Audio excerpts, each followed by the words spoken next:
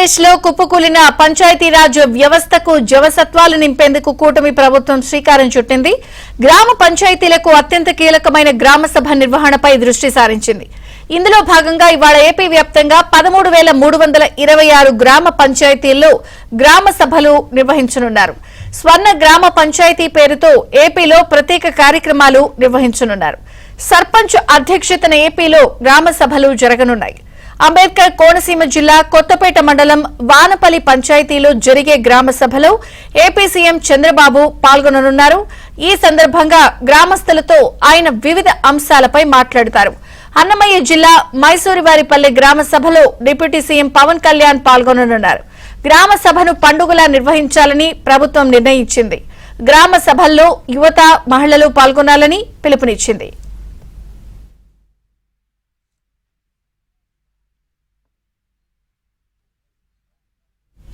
ఇక కోనసీమ జిల్లా వానపల్లిలో జరుగుతున్నటువంటి గ్రామ సభ కార్యక్రమం దగ్గర నుంచి మా ప్రతినిధి రాజాబాబు ఉన్నారు వివరాలు అందించడానికి. ఓటీ రాజాబాబు. విజయ చంద్రిక అంబేద్కర్ కోనసీమ జిల్లా వానపల్లిలో ఈరోజు స్వర్ణ గ్రామ సభలో ముఖ్యమంత్రి చంద్రబాబు నాయుడు పాల్గొనున్నారు. మధ్యాహ్నం 2 గంటలకు ఇక్కడికి చేరుకొని 2:30 నుంచి 5 గంటల వరకు కూడా సుమారుగా 2:30 గంటల సేపు వానపల్లిలోనే గ్రామ సభలో పాల్గొంటారు. ప్రస్తుతం మనం అంబేద్కర్ కోనసీమ జిల్లా వానపల్లి దగ్గర ఉన్నాము, గ్రామంలో ఉన్నాము. ఇక్కడ విజువల్స్లో చూడవచ్చు. ఇక్కడ ఎమ్మెల్యే ఆధ్వర్యంలో స్వర్ణ వానపల్లి, స్వర్ణ కొత్తపేట గ్రామ సభ కోసం ఏర్పాట్లు కూడా చేశారు. మన విజువల్స్లో చూడవచ్చు. మొత్తం ఈరోజు ఉపాధి హామీ పథకంలో భాగంగా రాష్ట్ర వ్యాప్తంగా 13,326 గ్రామాల్లో ఈరోజు గ్రామ సభలు నిర్వహిస్తున్నారు.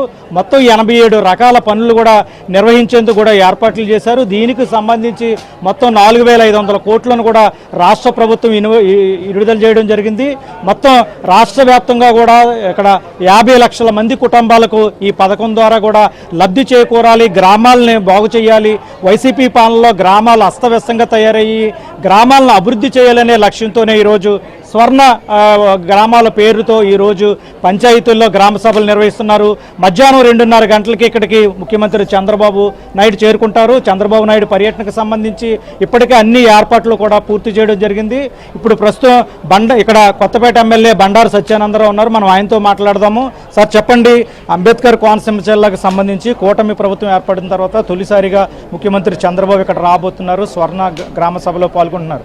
ఈ వానపల్లి గ్రామ పంచాయతీకి సంబంధించి ఎన్ని కోట్లతో ఈరోజు ప్రతిపాదనలు రూపొందించారు?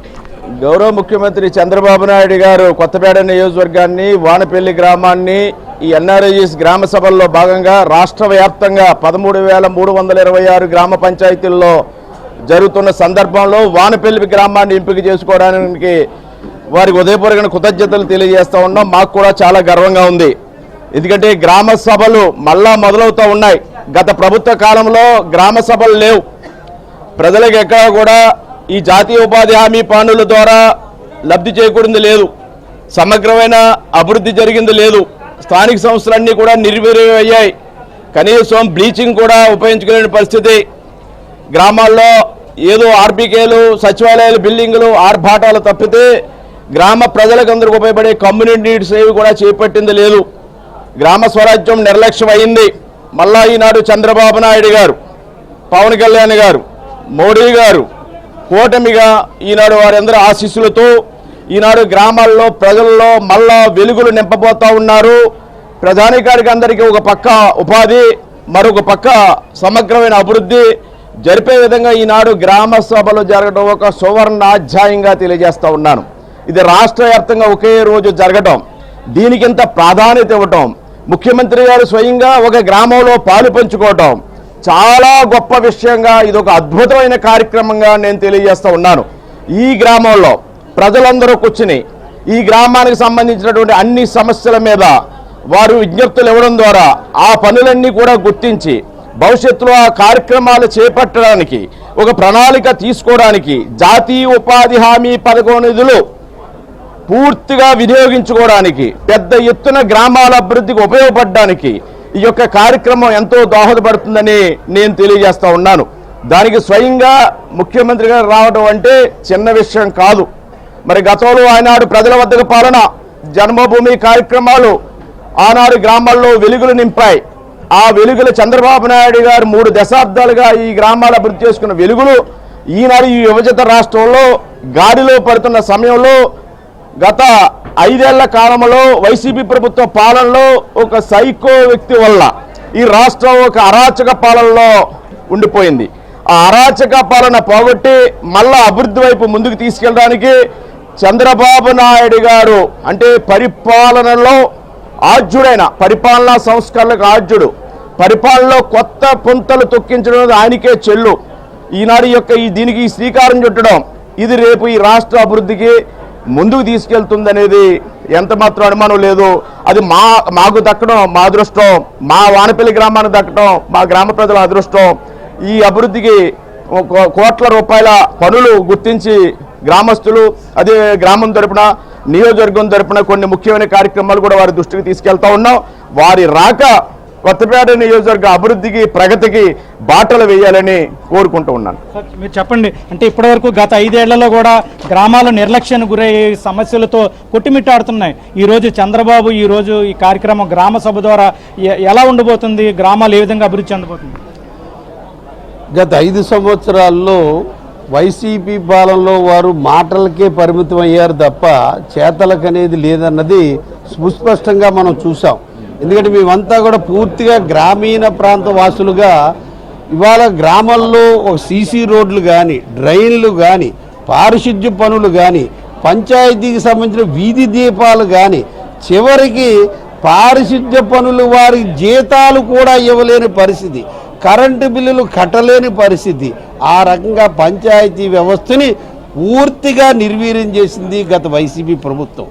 ఇవన్నీ కూడా యాజ్ పర్ రికార్డ్స్, మేము ఏదో ఆరోపణలు చేయడం కాదు. జీతాలు ఇవ్వలేని స్థాయికి పంచాయతీలు దిగజార్చినటువంటి వైసీపీ ప్రభుత్వం ఈ రోజున వాటిని గాడిలో పెట్టడానికి గౌరవ ముఖ్యమంత్రి చంద్రబాబు నాయుడు గారు, పవన్ కళ్యాణ్ గారు, మోడీ గారు వీరందరూ కూడా రాష్ట్ర నిధులు, కేంద్ర నిధులు, అలాగే అనేక పథకాలకి మ్యాచింగ్ గ్రాంట్లు ఇవన్నీ ఇచ్చుకుంటూ గ్రామ స్వరాజ్యమే దేశ ప్రగతి అని చెప్పేసి గాంధీ గారు ఏదైతే నిర్వచించారో ఆ నిర్వచనానికి అనుగుణంగా ఇవాళ వచ్చిన 2 నెలల్లోనే గ్రామ సభలు పెట్టి స్వయంగా ఒక ముఖ్యమంత్రి ఒక గ్రామానికి విచ్చేసి మరి ఈ కార్యక్రమాన్ని చేపడుతున్నారంటే గ్రామ సభలు ఎట్లా, గ్రామాల పట్ల ఎట్లా ఈ కూటమి ప్రభుత్వం ఏ రకంగా పనిచేస్తుందని ప్రజలందరూ ఆలోచించుకోవాలని తెలియజేస్తూ మరి ఈ కార్యక్రమం విచ్చేసినందుకు మా ఎమ్మెల్యే గారి సారథ్యంలో జరుగుతున్న ఈ వానపల్లి గ్రామంలో జరుగుతున్న ఈ కార్యక్రమాలకు మేమందరూ ఆహ్వానం పలుకుతూ వారి రాక కోసం ఎదురు చూస్తూ ఉన్నాం. నమస్కారం. విజయచంద్రిక ఇప్పటి వరకు కూడా మనం ఎమ్మెల్యే బండారు సత్యానందరావు తోటి మాట్లాడడం జరిగింది. మొత్తానికి చూస్తే కనుక ఈరోజు చంద్రబాబు రాక ద్వారా వానపల్లి గ్రామం స్వర్ణ గ్రామంగా కూడా అభివృద్ధి చెందనుంది. ముఖ్యంగా జాతీయ ఉపాధి హామీ పథకం ద్వారా గ్రామాలు అభివృద్ధి చెందనున్నాయి. వైసీపీ పాలనలో సుమారుగా 13,326 గ్రామాలు కూడా తీవ్ర నిర్లక్ష్యానికి గురయ్యాయి. ప్రస్తుతం కనుక చంద్రబాబు ఈరోజు గ్రామ సభ ద్వారా కూడా వానపల్లి గ్రామం స్వర్ణ గ్రామంగా మారనుంది. ముఖ్యంగా చూస్తే కనుక ఈ జాతీయ ఉపాధి హామీ పథకం ద్వారా కూడా మొత్తం 54 లక్షల కుటుంబాలకు లబ్ధి చేకూరనుంది. 97 కోట్ల పని దినాలు కూడా ఉండనున్నాయి. 4,500 కోట్లు ఇక్కడ రాష్ట్ర ప్రభుత్వం మంజూరు చేసింది.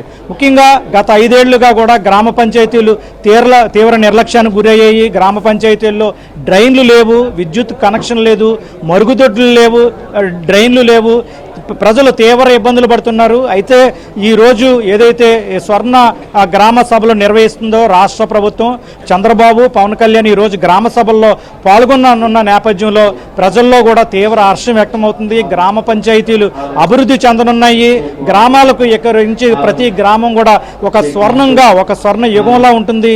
5 ఏళ్లలో పూర్తి నిర్లక్ష్యానికి గురైన గ్రామ పంచాయతీలు కూడా ఇక నుంచి అభివృద్ధి చెందనున్నాయి అనేది కూడా గ్రామ పంచాయతీలకు సంబంధించి ప్రజలైతే కనుక హర్షాభావం వ్యక్తం చేస్తున్నారు. ముఖ్యంగా ఇప్పటికే రాష్ట్ర ప్రభుత్వం పిలుపునిచ్చింది. గ్రామ సభల్లో యువత పాల్గొనాలి, మహిళలు పాల్గొనాలి.